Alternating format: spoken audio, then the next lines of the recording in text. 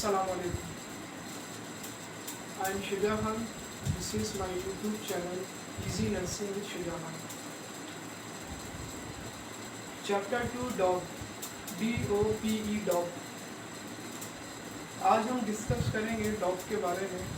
Basically dog है क्या और इससे हमें क्या हेल्प मिलती है। सबसे पहले इसकी डेफिनेशन के बारे में जान लेते हैं। The mnemonic dog can help you remember the most common causes of post-intubation hypoxia or deterioration।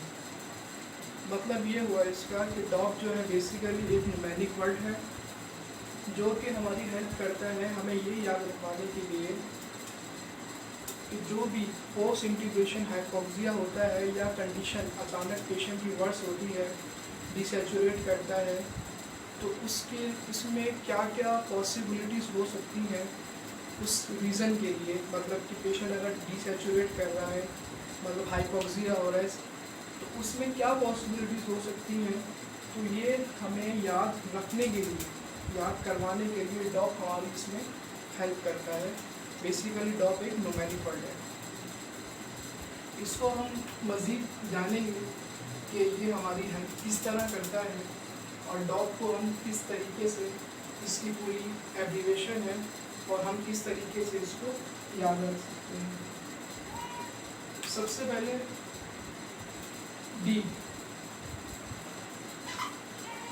D for displacement.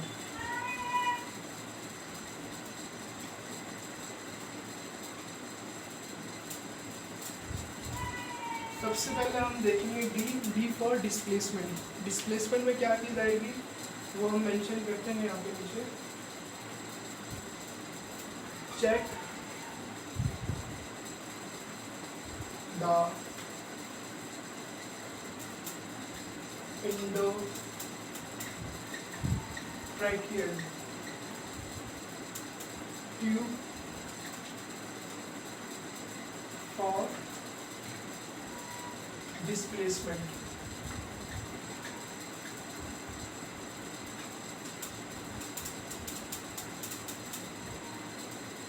सबसे पहले हम क्या देखेंगे, डी से देखेंगे डिस्प्लेसमेंट। डिस्प्लेसमेंट मतलब check the endotracheal tube for displacement. किस चीज़ को डिस्प्लेसमेंट देखेंगे, क्या डिस्प्लेसमेंट देखेंगे।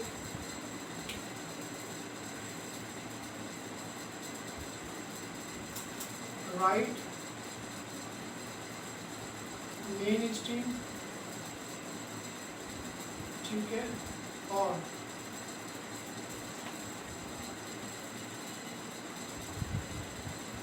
डिस्प्लेसमेंट।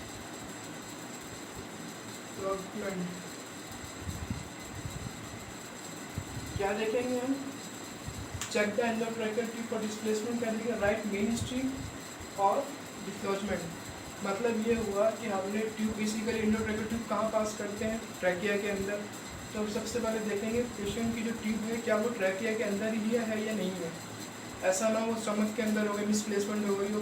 अक्सर पेशेंट जब अवेक होता है तो बहुत कफ करता है, तो वो कफ करता है या बहुत पेशेंट की सिक्रीशंस बहुत ज़्यादा आती है, तो पेशेंट की जो ट्यूब होती है, एंडोट्रैकियल ट्यूब जो होती है, वो अक्सर क्या होता है मिसप्लेस हो जाती है, मतलब डिस्प्लेसमेंट हो जाती है उसकी, और या डिसलॉजमेंट हो जाती है। डिसलॉजमेंट मतलब क्या होता है, डिसलॉजमेंट का मतलब यही होता है कि जहाँ पे मतलब उसको वाक़या होना था, मतलब जो पेशेंट की ट्यूब हमने अगर अडल्ट के अंदर 23 या 22 पे फिक्स की थी, तो वो जो है मतलब कि डिस्प्लेसमेंट हो गई है उसकी, तो वो 20 पे आ गई है, सिक्रीशन बहुत ज़्यादा है, पेशेंट बहुत कफ कर रहा है और उसको जो है ट्यूब जो है अपनी मिसप्लेस हो रही है उसकी।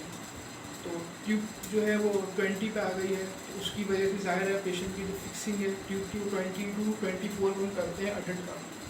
अगर 20 पे होगी, 19 पे होगी, तो जाहिर है पेशेंट डिसैचुरेट करेगा, वो अपनी पोजीशन से हट जाएगी।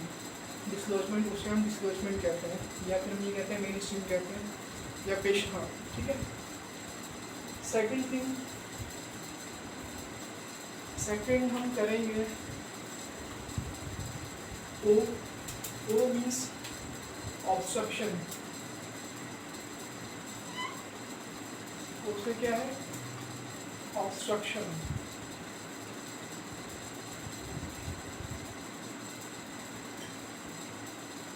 इसमें हम क्या देखेंगे, इसमें भी हम ट्यूब को ही चेक करेंगे। Check the ETD endotracheal tube for obstruction।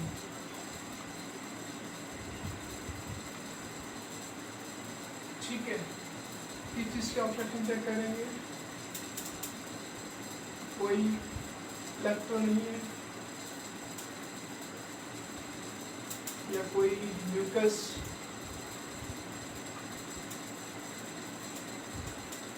ठीक है, और किंक और वेंटिलेटर ट्यूबिंग। इसका मतलब ये हुआ कि O फॉर ऑब्स्ट्रक्शन मतलब हम चेक करेंगे, check the tube, check the ETT tube for obstruction मतलब इसमें कोई प्लग तो नहीं है या कोई म्यूकस तो नहीं है, या जो वेंटिलेटर की ट्यूबिंग्स होती हैं उसमें कहीं किंक तो नहीं हो रही वो ट्यूबिंग कहीं से, या वेंटिलेटर का जो आपका एक्सेल वेल्व होता है उसमें भी कभी कभी ऑब्स्ट्रक्शन आती है तो पेशेंट को वेंटिलेशन सही नहीं होती। अगर ऑब्स्ट्रक्शन आ रही है और प्लग को आपको लग रहा है आप सक्शन वगैरह करेंगे और सक्शन अगर आप करते हैं आप देखते हो कोई प्लग नहीं है, वेंटिलेटर की ट्यूबिंग चेक करते हैं उसमें भी कोई किंक नहीं है, तो फिर क्या है कि फिर हम तीसरी जानिब जाएंगे जिससे हम कहेंगे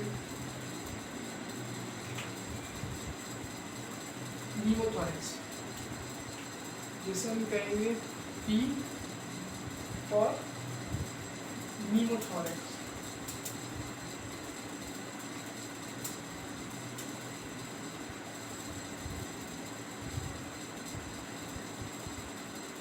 न्यूमोथोरैक्स के लिए हम क्या करेंगे, गेट एन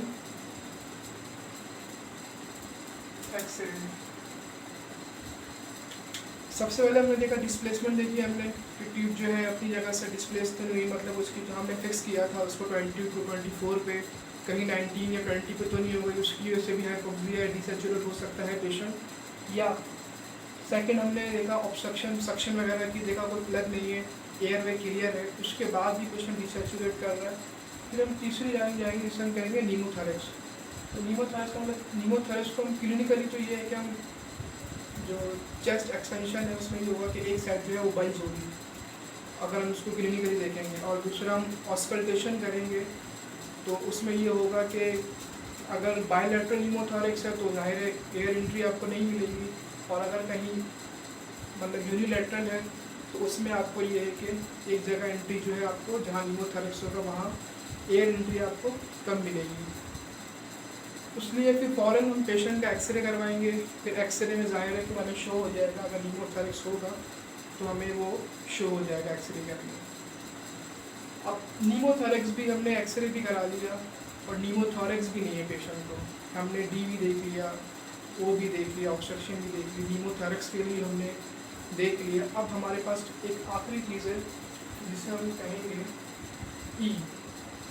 ई हमारा क्या है, ई हमारा जो है वो है E for equipment failure.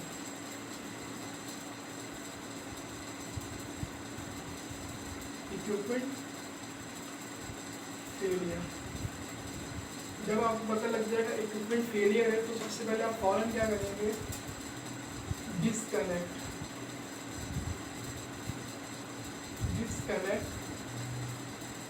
Patient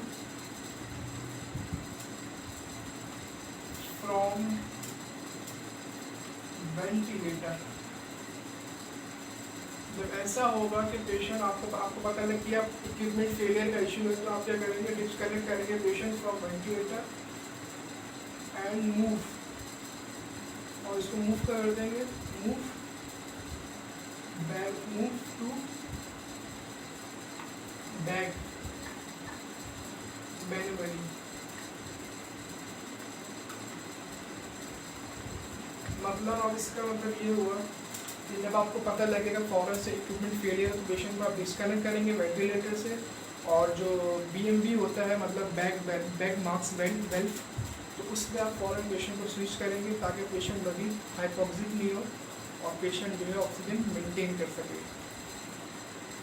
अक्सर ICU में ऐसा होता है, तो जाहिर है मैंने अक्सर देखा है ICU में कि जब भी पेशेंट डिसैचुरेट करता है तो लोग फ़ौरन सबसे पहले ट्यूब की तरफ जाते हैं। ट्यूब की तरफ जाना चाहिए, लेकिन ट्यूब हमारा क्या है, सेकंड ऑप्शन है। मतलब सेकंड ऑप्शन इस मुराद ये है कि डायरेक्ट सक्शन की तरफ जाते हैं। सक्शन क्या है, हमारा सेकंड ऑप्शन है। सबसे पहले हमें ट्यूब की फिक्सिंग देखनी है कि ट्यूब जो है मिसप्लेस तो नहीं हुई। तो अक्सर स्टाफ या डॉक्टर्स यही करते हैं, सबसे पहले वो कहते हैं सक्शन करो, कोई प्लग ना हो, कोई म्यूकस ना हो। सही बात है उनकी, लेकिन ये हमारी सेकंड, ये हम इसको सेकंड प्रायोरिटी देंगे। फर्स्ट प्रायोरिटी हमारी क्या है, डिस्प्लेसमेंट देखेंगे ट्यूब सबसे पहले, ठीक है। उसके बाद अक्सर ऐसा होता है कि ट्यूब डिस्प्लेस हुई भी होती है और हम सक्शन करते हैं तो और मज़ीद डिस्प्लेस हो जाती है, जिसकी वजह से क्या होता है कि पेशेंट हाइपोक्सिक और होता है और वो सैचुरेशन मेंटेन नहीं करता। फिर थर्ड हमारी प्रायोरिटी क्या है, P, हम नीमोथोरैक्स के लिए देखेंगे कि नीमोथोरैक्स का नहीं है। और फोर्थ हमारा क्या है, इक्विपमेंट फेलियर, हम इक्विपमेंट फेलियर की तरफ जाएंगे। अब इक्विपमेंट फेलियर को देखेंगे, हमारा जो वेंटिलेटर है, जो सेंट्रल लाइन में ऑक्सीजनेशन है, एयर है, वो प्रॉपर हो पा रही है, मतलब उसका सिस्टम जो है वो सही है या नहीं है। तो जब सिस्टम सही नहीं होगा तो जाहिर है वेंटिलेटर जो हमारा होगा वो काम सही नहीं करेगा। जब वेंटिलेटर हमारा काम सही नहीं करेगा तो पेशेंट को वो वेंटिलेशन प्रॉपर नहीं कर पाएगा।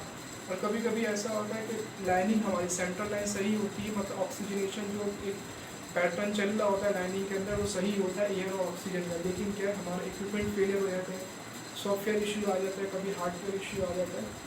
तो ये सब चीज़ें भी हमें देखनी पड़ेंगी।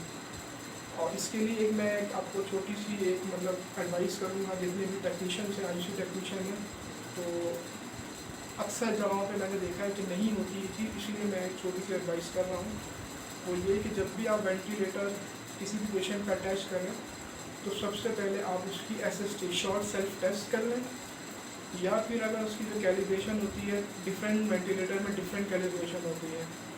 तो जो गैलीलियो आते हैं सिंपल, जिसमें तो सिर्फ जो है वो 3 तरह की कैलिब्रेशन होती है, फ्लो सेंसर कैलिब्रेशन होती है, और O2 सेल कैलिब्रेशन होती है, और टाइटनेस सिस्टम होता है, मतलब लीकेज को देखा जाता है। तो ये बहुत आसान होती है। तो ये हर पेशेंट पे करने से पहले, जब भी पेशेंट को आप पुट करें वेंटिलेटर को, उससे पहले आप ये 5 मिनट का काम होता है, ये आप कर लें तो इससे पता लग जाएगा कि आपका वेंटिलेटर जो डिवाइस है आपकी वो ओके है।